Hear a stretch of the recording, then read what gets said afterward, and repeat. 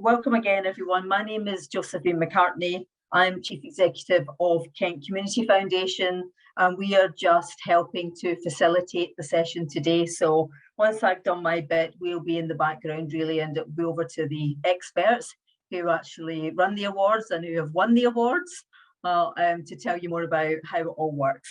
So the people on the screen today, we have Marguerite Weatherseed, and she is from the Department for Culture, Media and Sport, or DCMS, as most people will know you. Welcome, Marguerite. And then we have Nigel Martin, and Nigel Martin is Chief Executive of Sheppey Matters. And I'm delighted to see one of the Queen's Award for Voluntary Service winners for this year, Nigel, so welcome. And then finally, last but definitely not least, Joe Holmes from the Lord Lieutenancy Office in Kent, and Joe really is the person behind everything that happens from this webinar really to nomination to finding out who the winners are, which doesn't happen until June next year. But Joe is going to talk you through all of the logistics and how it actually works in practice. So hopefully, fingers crossed, technology working. Amy in the background there is going to put Marguerite's presentation on the screen, and then over to you then, Marguerite. Thanks, Josephine. Thanks, Amy.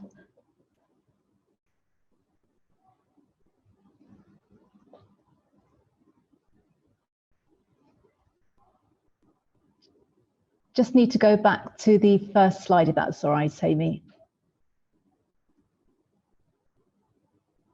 Keep going up. Brilliant. Okay, lovely. Thank you. Brilliant. And actually, if you could go to the next one, thank you. So it's lovely to be able to tell you about the Queen's Award for Voluntary Service, and I'll keep it quite high level, but hopefully you'll come away with a much better idea of what the award is. It's the Queen's Award for Voluntary Service, but we say QAVS, so you'll see QAVS written down quite a lot, who it's aimed at, what the benefits are for the groups that are awarded it, how the nomination process works, how the judging process works, and how you can find out more. And if it's all right, we can keep questions to the end, but really happy to answer any questions about it. Next slide, please. Great, so what is QAVS? Essentially, it's the highest award for local volunteer groups across the whole UK. And I've kind of highlighted local because it very much is aimed at small groups serving a town or sort of, best a county. It's the small guys who don't always get a lot of attention, but are nonetheless really excellent. It's 20 years old this year because it was created in 2002 for the Golden Jubilee. So it's very much a special sort of award with a sort of Jubilee flavour. It's actually part of the honours system. So it's equivalent to an MBE, which many of you know is quite a high level honour. That's why it's quite a prestigious one. It's awarded for life, which means that as long as the group continues to do the great work it was awarded for and doesn't bring the award into disrepute by its actions, they are allowed to continue to quote the Queen's Award for Voluntary Service on their materials and things. So it's very, very special to get this. And we announce the awardees every year on this 2nd of June, which is the anniversary of the Queen's coronation. Okay, next slide, please. So what sort of groups are suitable for this? Now, it's really important to have a good feel for this because it's not every sort of voluntary group. So I've got here some pictures of some very, very different types of groups that have received this award in the past, and they're from all parts of the UK. And as you can see, they're very, very different. But what they have in common is, first of all, volunteers are really leading this work, not paid staff. Also, they're very, very well run, excellent governance, really everything sort of done properly. They're having a big impact on their local community, but also they're doing things in a way that is better than or different from other comparable groups of their type.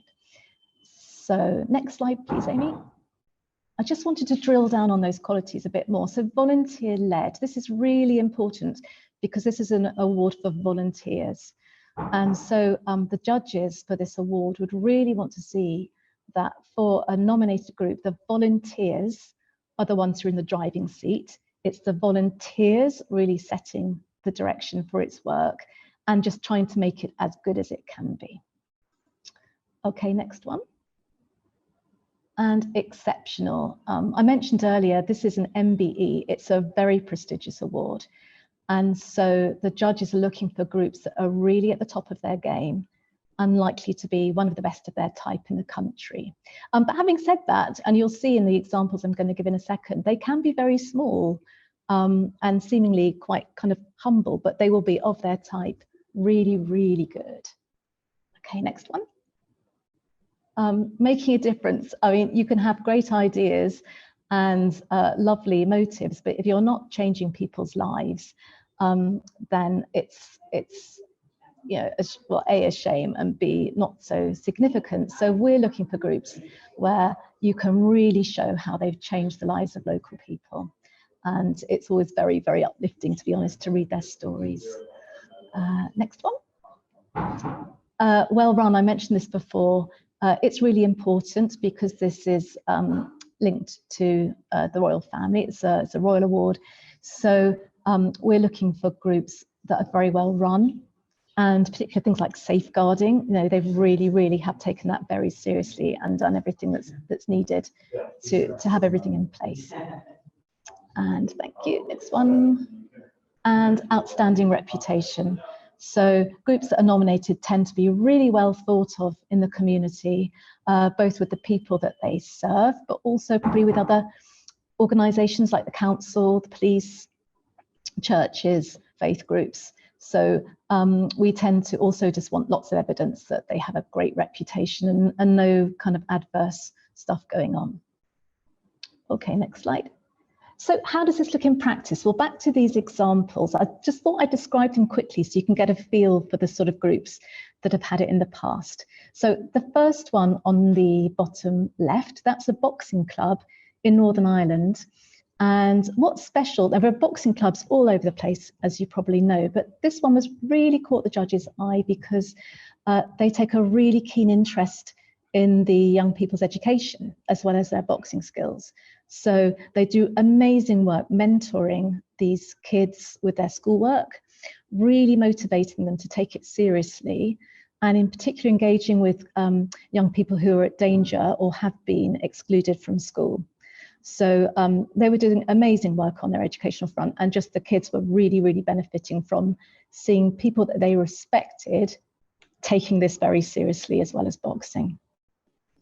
The next one, moving along, is a, oh, sorry, on the picture, sorry, yeah. This is a radio station up in Greater Manchester, where they particularly work with people who don't normally get opportunities to make radio programs or tell their stories, to skill them up to make radio shows and talk about issues that are really important to them. So quite marginalised groups, sometimes with disabled people or people from minority groups, young people.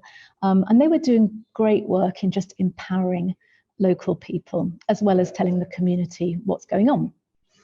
The next one on the list is a gardening group. Well, not so much gardening, but they'd renovated a park in Shropshire and just turned a very derelict landscape into something very beautiful for the community, but also gone a lot further by introducing lots of extra initiatives such as beekeeping and a sort of memory garden for people, getting kids involved with planting things, all sorts of extras. And that's a quality of the groups we get in QAVS, is that they've gone the extra mile. So in your community, if you could look out for groups that do things better or extra, that's a really good sign for a QAVS group. Next one, very differently, is it's a gentleman who's building a boat in Scotland in a traditional manner. And this is a little group in a very remote part of the Scottish coast, where they've really helped regenerate the area by building some workshops, creating a boat building festival, getting tourist accommodation sorted, running a festival, and basically creating something out of a declining tradition, really, and really enhanced things for local businesses and the local community. And just finally, this last one is a lovely, lovely group that have basically brought scouting into a children's hospice in Wales. And so again, going the extra mile, realizing that kids in a hospice still wanted to be able to have access to these great things for kids and bringing it to them. And we thought that was a great group. So thanks, Amy. Next slide. And I just wanted to just give a quick nod to some great groups we've had from Kent in past years. Sheppey Matters, I won't say much about because Nigel's here and can tell you more. But we've had Boardsters, Town Shared, creating somewhere where people can come to have company and share skills. Nourish Food Bank in Tunbridge Wells, which was one of the early examples of actually taking food parcels to people in crisis. And that was before COVID that they were doing that, which was really impressive. Domestic abuse, voluntary support services. I won't sort of read them all. Historical research of Sittingbourne was another one where they're just really bringing history to the local community and helping them find out more about Sittingbourne's past. Next slide. Thanks. We've had the Sheppey Sea Cadets, really great opportunities for young people and also giving them important life skills. The Hands of Hope is a group in Hawkhurst where they've renovated a walled garden, and they're using gardening and food growing to really help address food poverty and give people skills. The kind of crest is the Prince of Wales Youth Club in Canterbury, which was seen as an exemplar of youth work. Really, really good youth club. Deal With It is beach cleaning in the Deal area. And Chatham Town Football Club, really good example of a football club that actually gets really stuck into community work as well, and whose volunteers make a big impact. So just hope that's given you a flavour of the very, very different sorts of groups that can be appropriate for QAVS. So when you're in the local area, do bear that in mind. It doesn't have to be a standard, I don't know, dementia club or something. It could be something that's a bit niche, but really doing something very, very special. Thanks. Next slide. So what do the awarded groups get? Well, Nigel will be able to testify to this a bit more, but they're announced in the London Gazette, which is the sort of official publication for things like honours. And that's on the 2nd of June. And then a little bit later in the summer into the autumn that year, they'll receive a lovely crystal and certificate from the Lord Lieutenant. They'll also have the right to use the QAVS emblem, which you can see in the top of this slide. And that can go on websites. Some people have it added to a polo shirt or something, to posters. And then also, which is very special, 2 volunteers from each group will be invited to a garden party the following year. So that's another really special opportunity for them, and probably a real bum fight as to who gets chosen, I should think, but luckily that's not our problem. Next slide. Oh, sorry, I should have mentioned as well, we'll stay on this slide, it's fine, but and Nigel will be able to say more, it's a real boost for the group. It's a real, I suppose, recognition of all they do. And sometimes I think it helps with grant applications and stuff as well, because it's a real badge of excellence. And so I think there are just ongoing benefits for a group to be able to say, yes, we were awarded this, and it's a very prestigious thing, and it's equivalent to an MBE, and people realise that says something very special about them. Okay, nomination process. A key thing is that groups cannot nominate themselves, because this is an honour and you wouldn't nominate yourself for an MBE. And in the same way, groups are not expected to nominate themselves for this. It has to be somebody else who sees their worth and says, do you know what, I think this volunteer group or charity, it really merits this award. So somebody independent will go to our website. There's a little kind of picture there of what the front page looks like, and click on that button that says make a nomination, and that will take them through the whole sort of nomination process. The first step is just to make sure they're eligible. So they'll be asked, or the form will ask them just some very simple questions about whether it's eligible. And that covers things like it should be, I think it's 3 years old. There should be at least 3 people in the group. It's also not appropriate for groups that benefit animals. So just some questions like that they'll make their way through. And then there's a short form that just asks a few very simple questions about the group. Its contact details, what it does, how it benefits local people, and what makes the volunteers exceptional. And then the nominator has to attach 2 letters of support from 2 other people, just supporting the nomination and adding more information about why they think this is an excellent group. And that's a good opportunity to get, for example, somebody who's benefited from their services to say what a difference it's made to their lives, because that can be very eye-catching for the judges. Or it could be somebody from the council who's worked with them or commissioned their services, just validating what a great group they are. And then that's that. Thanks, Amy. So just a quick overview of what happens next. We invite nominations during April to September. So if you're thinking of nominating a group for the next round, you still definitely got time. And then in mid-September, the window closes. We do just an initial check to make sure that they're eligible.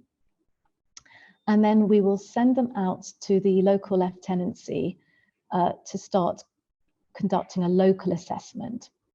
So then Kent Lieutenancy will receive the details of the groups that have been nominated in the Kent area, and they will send somebody out to do an investigation, do some due diligence, visit the group, find out what they do, find out a bit more about what makes them exceptional. And then they will report to a National Assessment Committee, and we have a committee of about 28 national experts who review all these nominations and prepare a short list of awardees, which goes to the Queen for approval. And then we announce the successful groups on the 2nd of June. And it's a real opportunity for the groups to get a lot of attention, a lot of social media locally, and perhaps some newspaper articles as well. So it's a good chance to shout about their work. Thanks, Amy. And talking of shouting about work, a quick plug for, we have 2 social media channels. We've got Twitter and Facebook. So if you want to find out a bit more about the award, check those out. Alex, who I think is on this call just observing, is responsible for that. And he does a great job featuring some of the groups that have received the award, photographs and things, and just also reminding people about deadlines coming up. And we've also, as I mentioned earlier, we've got our website, and the address can be given to you. Just if you Google QAVS, it's really simple to find. And that as well has lots of blogs and stories and lots of information about suitable groups. So do check that out as well if you want to find out more. Okay, and just very finally, we're a very small team and very friendly and always happy to help. So the first website login, that's more for the lieutenancies, but if you're thinking of nominating a group and you just aren't sure if they're eligible, do get in contact, send us an email, or if you're not sure about the procedures, again, same sort of thing. And also the lieutenancy are absolute experts as well. So if you've got good contacts in the lieutenancy, Joe will be happy to help and can tell you more as well. So I think that's all from me. I hope it hasn't been too quick and garbled, but happy to answer any questions.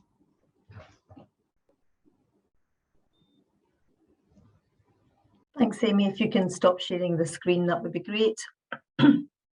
All right. No questions as yet, Marguerite, but what I want you to do was hand over to Nigel, because I think he will be able to bring to life what it means to receive the Queen's Award.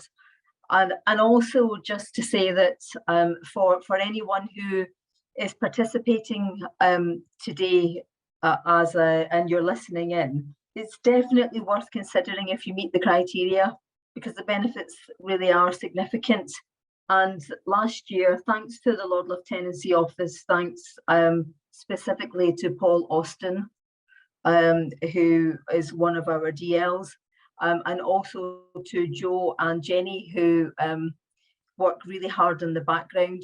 We did actually have 5 winners this year, and I think that's the most winners we've had in any single year of the awards. So we're getting better at it, everyone, in Kent, and so I would positively encourage you to definitely seriously consider it, because we do have winners, and we have 5 this year. So without further ado, over to Nigel. And Nigel, can you just tell us a little bit, just start telling us a little bit about Sheppey Matters, because that would be helpful for people who don't know who you are, and then really what winning the award has meant to you. Right, good afternoon, everyone. My name is Nigel Martin, Chief Executive of Sheppey Matters. We're based in the Sheppey Healthy Living Centre in Sheerness on the Isle of Sheppey.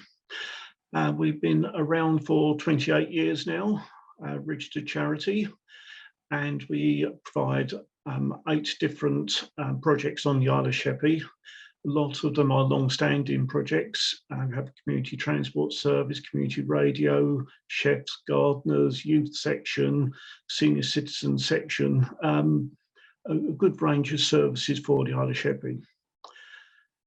Just like to say that this has probably been one of the biggest things that's happened to Sheppey Matters, and quite amazingly, Sheppey this year had 2 winners. You may have seen that the Sheppey Sea Cadets won as well. So having been quite a while, well, any success on the Isle of Sheppey, all of a sudden we get 2 winners, and it's been well received on the island. The Sea Cadets are, should we say, struggling to build a brand new headquarters, and we're working with them, trying to help them get there. But this has really been a big thing for the Isle of Sheppey, and it's not just for both of us, it's also for other volunteers on the island as well, because the award reflects on others as well, that voluntary time, voluntary service is appreciated by many people. And for us, this is just really the sort of cherry on the cake as such, of actually being able to thank people in a way that shows it's appreciated, not just locally, but regionally, nationally, and at the very top. And there's been a lot of smiley faces and people very happy at this award. For us, volunteers mean everything. We have over 75 volunteers attached to us at the moment. It's not just the fact that they give time and skills to us, it's also they're our eyes and ears on the island, our ambassadors, and a volunteer knows far better what's happening in their locality than we do. We think we know, but we don't. Our volunteers do. They're the ones that come to us with the ideas, with the suggestions, and help us to move forward with services that are required, we think, or that they know. Since the announcement on the 2nd of June, we've had 12 new volunteer applications. Normally, we're lucky if we get 1 or 2 a month, but this really has helped us bring new people in. It's lifted a lot of spirits. It's a much needed boost, and it's a high level recognition, which has really gone down very well with our volunteers. We have our presentation by the Lord Lieutenant on Tuesday, the 20th of September. And that's where I think the award's really going to hit home and show what it means to us, because we'll actually we'll have the crystal, we'll have the certificate, and that's something that we're really looking forward to. And it's the culmination of that journey of the last 14 months or so that thank you, Paul Austin, for encouraging us and cajoling us to make our application.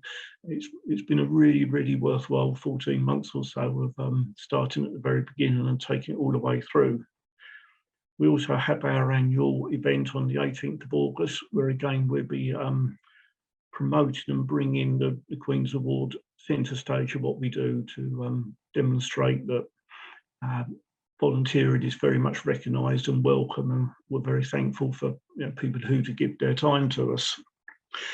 We've had a lot of coverage from the 2nd of June announcements from our local newspaper. It does help having a semi-retired reporter on our books, I have to say, but that's been very successful. Radio, social media, our coverage on our Facebook page has gone through the roof. It really has been very successful there. We were also fortunate to have a royal visit earlier in the year, and put the two together, it really has brought us to the fore, I think, and we've had people calling us, contacting us around the county and around the country. It really does bring a lot of not just kudos to the charity, but to the area as well. It does mean a lot to us to receive this sort of accolade. It brings support, encouragement, recognition from outside the area, from other people, other bodies, influencers who hear about what's happened, and we are receiving more calls now from regional providers, universities, people like that who just want to know what's going on, why are we so special, what have we done that has brought them to their attention. So we're hoping, fingers crossed, that will help us to bring in more, well, at the end of the day, funding to make us carry on working and bring what's needed to the island. I know Margaret went through the application. Can I just say that at this stage, if you're thinking about making the application, just do it, just give it a go. You've got nothing to lose.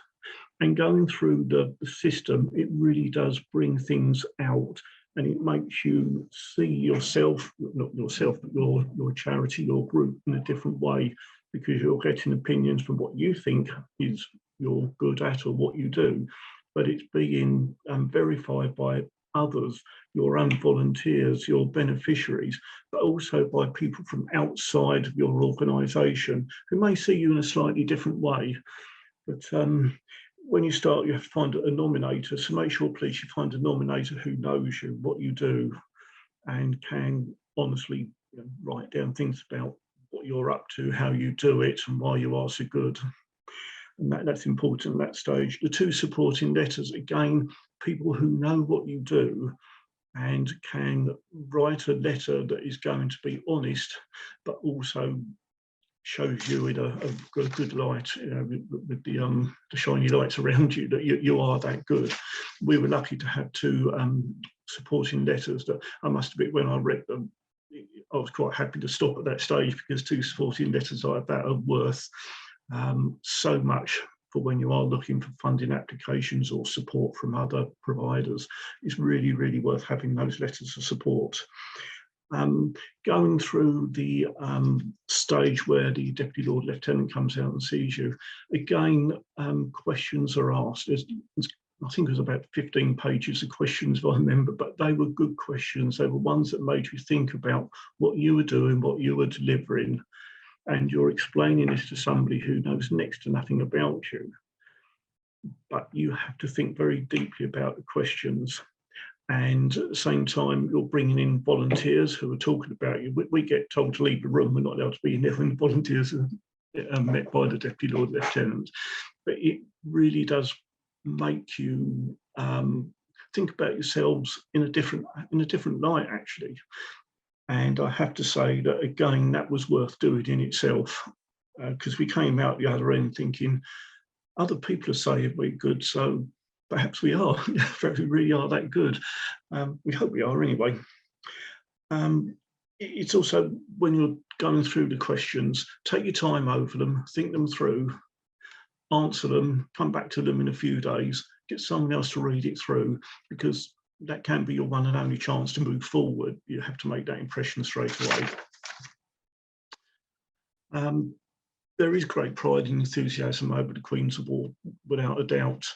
And I think we've seen our profile raised. It's a good opening talking point as well for people when they come to see you, even those who know you.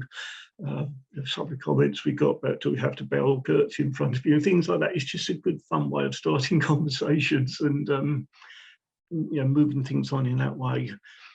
It's a badge of pride as well for our volunteers. They all love the idea, and we've been showing them the crown, as you've seen on the pages so far, and it just makes people feel proud, gives them a good sense of pride. So all I would say is, if you're thinking about doing it, please just do it. Give it a try. It's worthwhile in the end. As I say, there's only 5 in Kent, 2 on Sheppey, and we're so proud about it. Thank you. Thanks very much, Nigel, and we're all very proud of you too, actually, as a county. So and you do a brilliant job, and we know because we fund you. So we know you. That's very true. Thank you very much for doing that. No, that's great. Joe, there are 4 questions in the Q&A at the moment, but I'd like you to kind of say what you need to say, and then we'll go to the Q&A session, and then because you might answer some of them anyway, or maybe Nigel has helped answer some of those questions that are in there. So over to you. Lovely, thanks, Josephine, and good afternoon, everybody. And thank you so much, Nigel. I don't know how I'm going to follow that. That was brilliant. So well done. I think if anybody goes away today, I think it's going to be with Nigel's lasting comments ringing in their ears, because I don't think you could have done any better in setting enthusiasm out in its bucketful. Anyway, I'm Jo Holmes, and obviously I work for the Lord Lieutenant, and part of the role of the Lieutenancy and the Lord Lieutenant and all of her Deputy Lieutenants is obviously to recognise and celebrate achievement within our county. And obviously the Queen's Awards are something that really does hit the spot, and which is something that we feel that we can help with. We've worked very closely over the years with Marguerite and her team, and obviously Josephine, and we've all sort of, batted off ideas from each other as to how we can all sort of pool our sort of experience and our networks and our knowledge of our county and what works and what doesn't. And we've sort of, we've been working very closely on this. And with Paul Austin and my colleague Jenny Ongley, who sadly couldn't be here today, we feel that we're sort of making really some inroads now, and sort of getting the recognition for the wonderful charities that we are blessed with in Kent. I think it almost feels like it's coming together now, but what we really want to do is spread that message as widely as we possibly can to sort of instill in people that, we are here and we want to be able to help you, and that's what we're here for. So really my thoughts with the Lieutenancy is that, please do use us in the Lieutenancy office. That is what we are here for. Marguerite, as she rightly says, they are an incredibly wonderful team, but they have to look after the whole of the United Kingdom, because obviously this award is across the United Kingdom. So Kent is very small in comparison. So we do feel that we've got something that we should be doing here to support Marguerite and her team. So we are here as a first port of call. Once you've decided that you're going to fill in the paperwork, brilliant. Set yourself some time aside, or set yourself a day to sort of go for it, or dip in and out, as Nigel has said. You have the time. You have the time to reflect, on what you're doing. Sometimes you're so busy in your life, in your volunteering, that you actually forget, the impact that you are having on people. So take some time to actually reflect on what you're doing, what you've done, what you've achieved, what your aspirations are going forward, with your volunteers, with your charity, and then put pen to paper or obviously online and sort of get it all down and sort of then see, what you've got in front of you. And then if you're not sure, Jenny and I in the office are there, and we can talk through, if you've got silly questions, the sillier the better as far as we're concerned, because, that's where these things start. From asking questions, that you're not sure about, if we've got the answers, we'll give them to you. If we haven't, then obviously, we'll go to the font of knowledge, which obviously is Marguerite and her team. So we are here to support you from the start through your journey, and then hopefully with that journey, eventually, we will then be in contact with you to sort of say that, you're shortlisted. We'd like to arrange a date for a deputy lieutenant to come out and assess you. Now, as Nigel touched upon, that is, in my eyes, an incredibly important part of the process. It's an opportunity for the deputy lieutenant to really sort of ask those poignant questions and get from you every piece of information that is going to help you secure and get yourself over that final hurdle. And it is so important just to be open and honest about all of the questions that are asked. The DL is there to help you, believe me, and they will do everything they can, because then they come back from meeting your group and they will put pen to paper and they will present a case, the assessment, to the Lord Lieutenant and her panel. And from there, they assess all the assessments for each organisation that's being looked at seriously for an award. And then the recommendations are obviously sent through to the National Assessment Committee. And then we all keep our fingers and toes crossed that all the hard work that the people have put in to nominate, and those that have assessed, that actually all that hard work comes to fruition, and we get some well-deserved winners. And then once we get that notification, obviously then I'm back in touch again to say, we would like to arrange a formal presentation for your Crystal Award by the Lord Lieutenant, the Queen's representative. And as I say, it just goes from there. And Nigel, said quite clearly, even from now, from the 2nd of June, when it was announced he had won with Sheppey Matters, the magnitude of winning this award is, well, you just can't get it into words sometimes, because the impact that it has, and almost a life-changing element, on all the hard work that a charity has done, finally gets that recognition and gets, the accolades coming in by their drove. So please, please, please, if you're going to do this,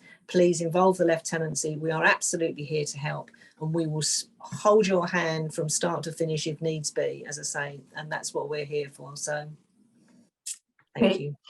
Thanks very much, Jo. So we've got questions in the chat. Most of them, I think, are for you, Marguerite. So I'll get you to unmute yourself. Just before I go into the questions, it would be remiss of me not to mention Beth Peel, who is Chief Executive of Ashford Volunteer Centre. And Beth has been busy beavering away in the background, promoting and helping to support Paul Austin in the promotion of the Queen's Awards. So just a thank you really to Beth, who I know is on the call today. So moving on, a question, Marguerite, from Michelle, just to ask how many volunteer groups receive the award each year? Yeah, so there isn't a fixed number, but it tends to be between, say, 230 to 280. It kind of lands around 250 in average. So, for example, this year we had 244. Year before it's 241. The year before, because one year it was 280. So it just fits around that sort of mark, and that tends to be about the half the number of nominations we get. We don't aim for that, but it just seems to kind of land like that. So there is absolutely no shame if you don't get the award. It's never a given. It's a very high bar, but as Nigel said, give it a go, because there's every chance that you could be recognised. I just wanted to add just another quick shout out, actually, just to, well, thanks to Beth for helping to promote it, because it's not very well known about this award. So all the promotion work is really helpful. And also just to add that Paul, Joe and Jenny at the Lieutenancy are absolutely outstanding. So you're in very, very good hands. They're passionate about volunteering, and they will do everything they can to support you, and they know their stuff. So lucky Kent is all I can say. Is that okay, Michelle? Does that sort of answer your question? They can't talk, can they? That's great. Okay. Yes, they can't answer, Marguerite, so I'll answer for them. Thanks, Josephine. Just a question to say, this is about groups, of course. Is there an individual award, which obviously we know about, but it's not this? So if you just answer that. Yeah, so the alternative for individuals is to nominate them for an individual honour, like an BEM, MBE, OBE.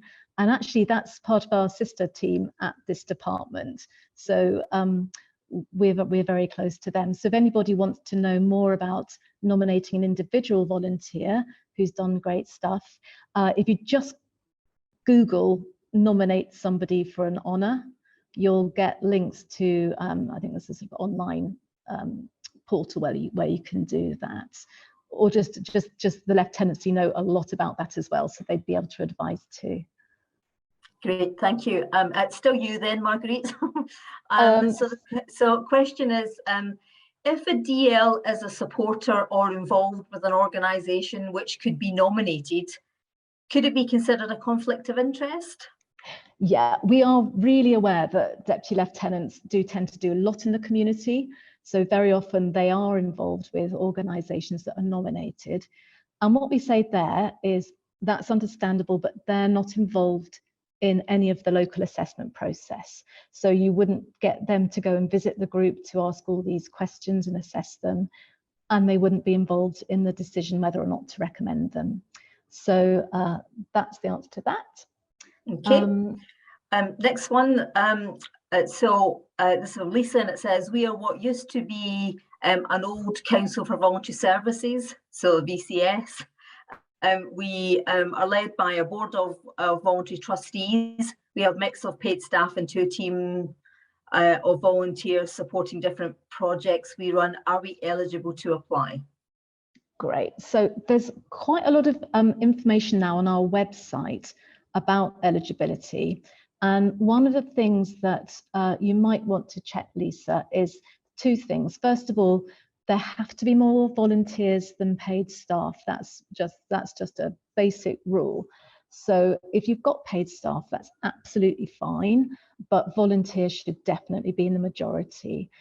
And also for groups like yours, there's also a sense that we're looking for groups that directly support beneficiaries rather than perhaps serving the voluntary sector. So just have a read of the text there and see what you think. I also didn't mention in my presentation, but it's important that you don't need to be a registered charity, just to make that clear. You could just be a small volunteer group that hasn't been registered, not a problem at all, you know, as long as your governance and stuff is good. So just so you don't think that it's only for registered charities, it's not. Okay, and 2 questions from the same person. So the first question you sort of answered, but it said, what is the acceptable ratio of volunteers to paid staff to be eligible as volunteer-led? Does having volunteers as trustees but paid staff as management suitable? So that's one question. And then the second question is, can a charity solicit nominations from their supporters via newsletter? So basically, can you lobby to ask people to nominate you? Right, so the first question, as I said, it's a majority situation, but also I'm glad you asked about trustees, because obviously charities tend to have volunteers at the top as trustees. But what we really would expect is that as well as sort of trustee board meetings and things, there is volunteer leadership in a sense happening lower down as well. So sometimes we see trustees who actually roll up their sleeves and as well as attending quarterly meetings or something are absolutely at the coalface, you know, volunteering directly with people as well. Or we see groups where volunteers are definitely setting the direction lower down as well or throughout the organisation.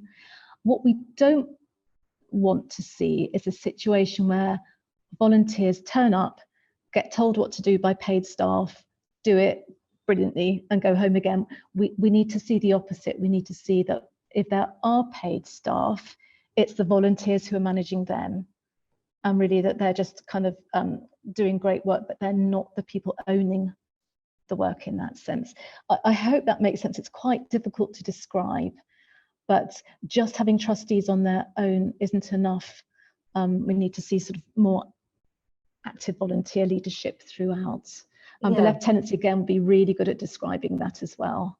Yeah, and Marguerite, I think that's probably about volunteers being involved in the engagement of the direction of travel for an organisation. So they are actually Yes. involved in developing the plans and the strategy and how things are going to run, rather than, as you describe it, turning up and being given a task and off they go, which is absolutely fine.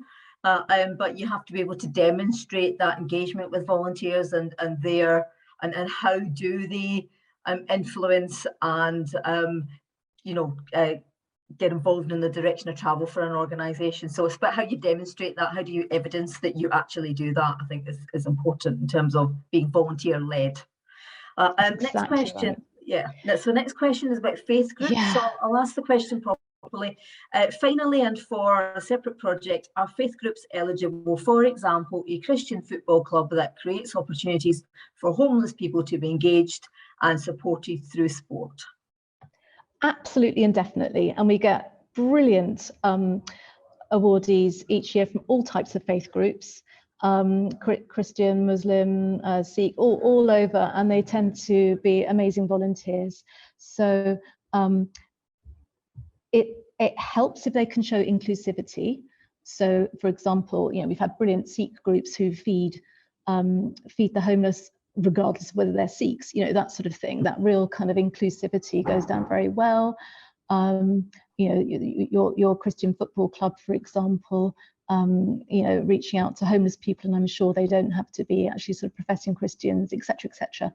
So completely appropriate, and they do bring a lot of good stuff to QAVS. I didn't also answer the question about from you as well, I think, about whether a charity can solicit nominations from their supporters. It is a national honour, and you don't normally nominate yourself for an honour, so that's not really in the spirit of QAVS, so kind of not really. Obviously, we know that they would probably gently persuade people, but I think you could make, one option might be to make people aware of the award generally, which is absolutely acceptable, and we love all sorts of promotion. But to say, this is the award, and by the way, everyone, can you nominate us, isn't really in the spirit of it. But, not so directly is the answer. Okay, Margaret.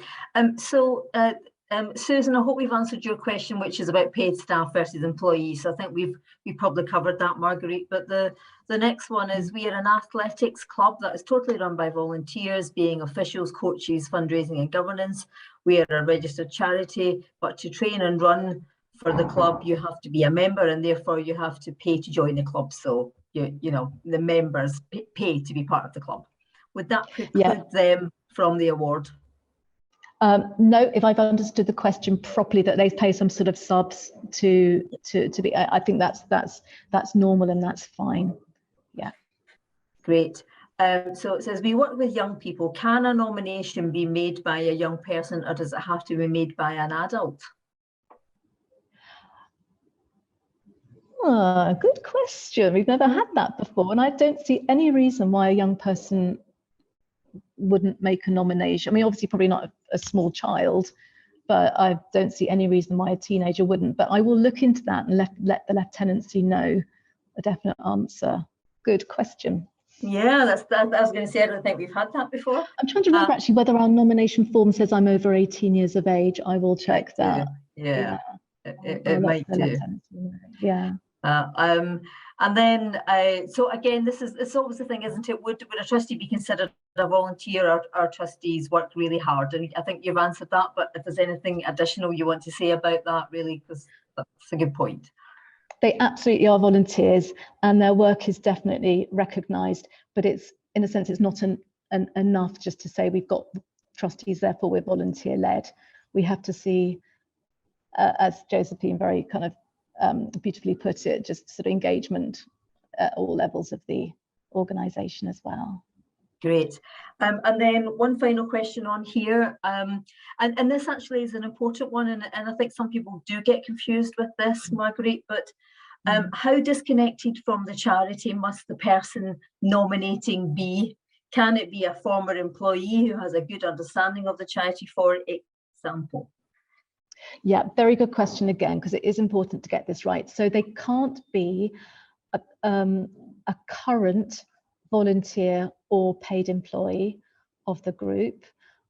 but a former employee would be absolutely fine. And the important thing is that they have a good understanding of the charity. So that sounds ideal, actually, Juliet. Yeah. And what about a beneficiary? If you're an existing beneficiary of the charity, can you nominate your charity or the organisation? You can, absolutely. So it's just as long as you're not one of the volunteers and as long as you're not one of the members of the paid staff, then that's absolutely fine. Brilliant. So thank you very much, Marguerite. All those questions were for you, but so thank you. Jo, is there anything you would finally like to say in the kind of final 5 minutes or so that we've got left? No, I think really it's just, as I say, for people to use us as much as they can, as I say, because all we want to do is try and spread the word. As you say, Marguerite has said, it's still not as widely known, the award, as we'd like it to be. You know, so you know, any help that we can get and any help that we can give, because obviously the more people, the more successes that we get, you know, with the award, then of course that's going to inspire more people to actually want to put themselves forward. You know, when we have periods of people not sort of, you know, securing awards, then it does start to sort of disappear from people's minds. So we need to keep the momentum going, and we need to, you know, to sort of all work together and celebrate, you know, when we do get these achievements as widely as we possibly can, so that, you know, it pricks people's ears up to actually want to sort of, you know, get stuck in. And as I say, Nigel says, you know, nothing ventured, nothing gained. You've got nothing to lose, you know, for filling out a form. And as I say, you've got all the people around you that know what the good things are to include or not to include. And that's what we're here to do, is share our knowledge, having seen many nominations over the years, the ones that have been successful and the ones that haven't been so successful. So, you know, let's pool all our knowledge and sort of expertise and make this happen for more charities. So, yeah. Thanks very much, Jo. So there's a final question from Nicola, and that was about sharing your contact details, Jo. And I was going to just say that Amy will follow up with an email just confirming some of those the websites, the contact details, the information. Marguerite, are you happy for us to share your presentation? Is that okay? Yeah, that would be absolutely fine. Yeah. Great, good. And we'll do that. We'll do that too. So we'll send round Jo and Jenny's contact details from the Lieutenancy Office and Marguerite's presentation. And so good luck, everyone. You know, do give it a go. As Nigel said, there's so much to be gained, not just the recognition, but, you know, a reflection of who you are as an organisation and everything you've achieved and the impact you have. Sometimes I think as chief executives and as trustees, we're so busy beavering away, sometimes we forget the great work that we're actually doing. So this is a great reminder of that, and everything that you should be as organisations be proud of. So thank you again to Nigel. Thank you to Jo, to Marguerite, and to Paul and Beth in the background, and Amy for beautifully presenting the slides. So thanks everyone, and have a lovely weekend.